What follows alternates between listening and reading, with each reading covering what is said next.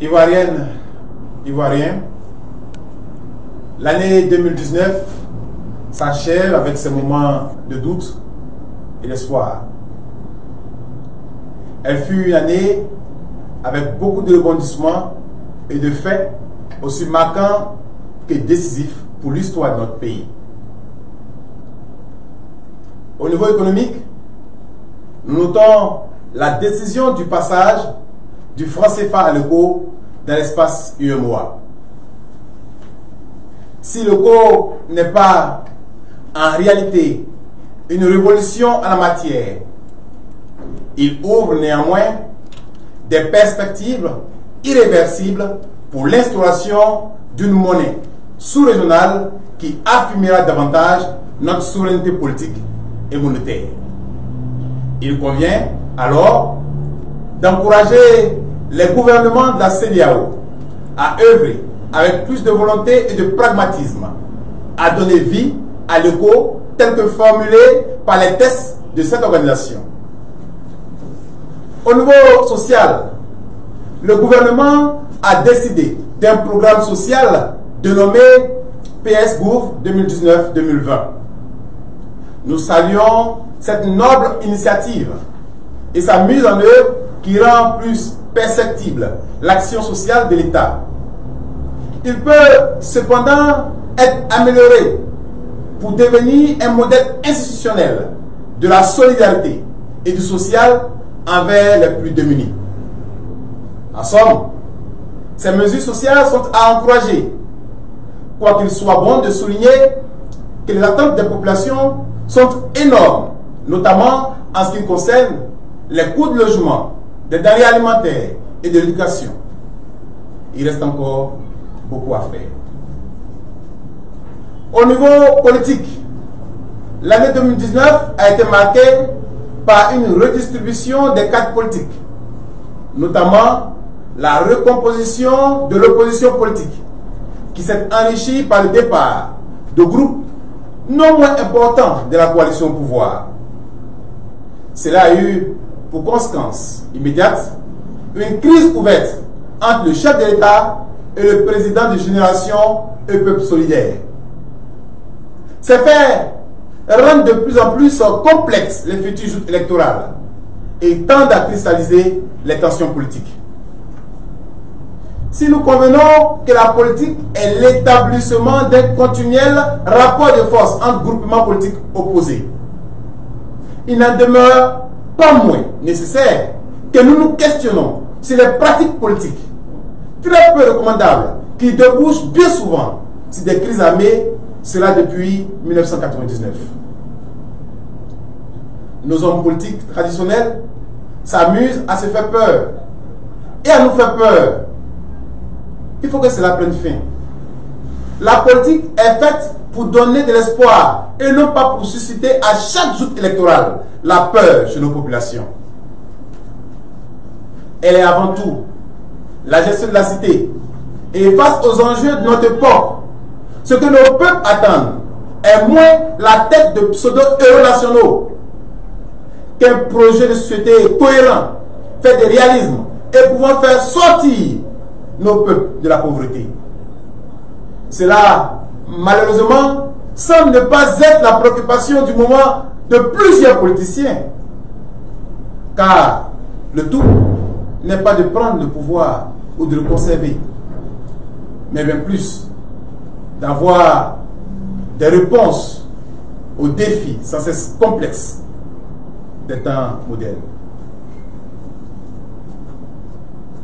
Pour cette année électorale 2020, nous gardons l'immense espoir que tous ceux qui prétendent vouloir gouverner ce pays après les élections ouvriront la possibilité au peuple de faire un choix réel et véritable en connaissance des différents projets de société.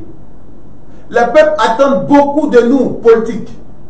Ils espèrent en une classe politique capable de se surpasser et en une forte conscience de l'intérêt national.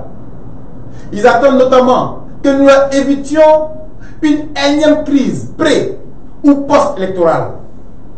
Pour ce faire, il convient d'une part que le pouvoir œuvre à faire de cette élection un processus démocratique, ouvert et participatif. Cela passe aussi, et notamment, par l'accessibilité de tous les Ivoiriens à la carte nationale d'identité, et cela gratuitement, par l'établissement d'une liste électorale reflétant le véritable corps électoral ivoirien. Et enfin, par la création de conditions sécuritaires pour le respect de l'expression souveraine des peuples. Nous saluons d'ailleurs la décision du président de la République de rouvrir les discussions sur la commission électorale indépendante. D'autre part, que la classe politique ivoirienne, dans son ensemble, utilise le bon ton et des propos empreints de responsabilité. Nos peuples sont fatigués.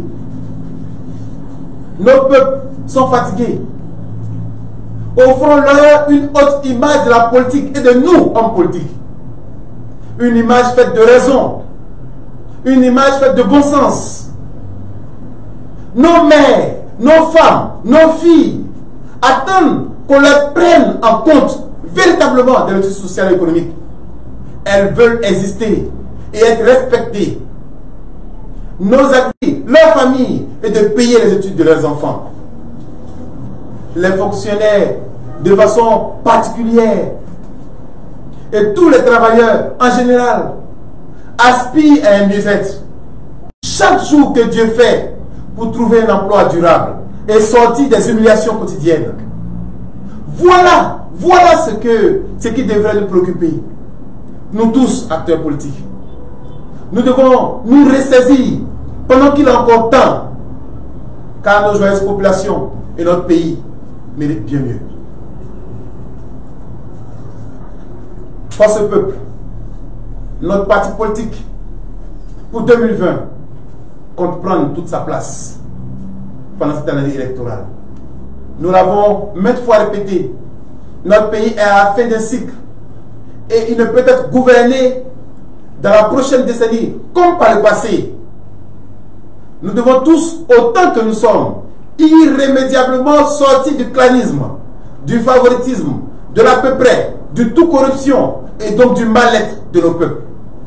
C'est pourquoi, dans les prochaines semaines, nous tendons un bureau politique qui donnera notre position précise sur le type d'engagement qui sera le nôtre à l'occasion de ces élections prochaines. Nous croyons à une Côte d'Ivoire rassemblée, où gouverner se fait dans l'intérêt des peuples d'aujourd'hui, en ayant en ligne de mire le bien-être des générations à venir.